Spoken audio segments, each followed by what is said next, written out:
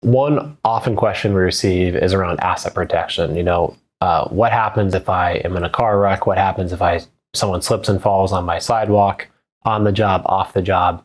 What I want to focus on is off the job. Typically, if you're an officer of a company or if you're a physician, have a high liability, there's going to be certain insurances that cover on the job circumstances. Off the job, however, in most states, and I say most states, but not every state is the same, and we obviously need to consult with an attorney specific to the state that you live in. But just in generalities, there's strong protections around 401k plans, IRA plans, 529 plans, SEP IRAs, insurance cash value that's held inside of an insurance contract.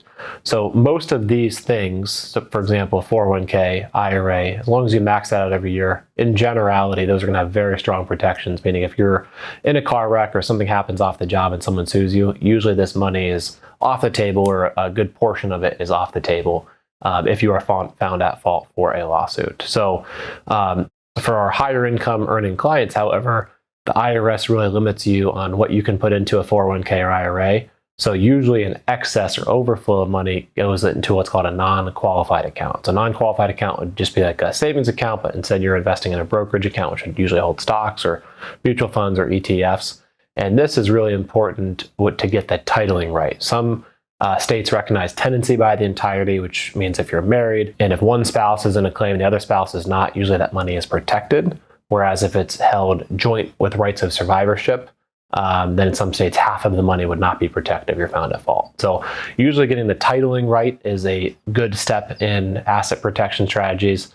If you're in a state that doesn't recognize tenancy by the entirety, and we're talking about a regular brokerage taxable account, and let's say one spouse is a physician, the other spouse is staying at home with kids, then holding some of the taxable money in the spouse that doesn't work may provide higher protections than the spouse that is working and traveling back and forth and in a higher risk position on a day-to-day. Ultimately, asset protection is very important to protect your hard-earned assets that you've saved for your whole life and to reach your goals. Make sure money's there for funding your kids' college. Make sure that your family's secure if an emergency occurs. Eventually, you're able to turn the light on where you're working because you want to, not because you have to.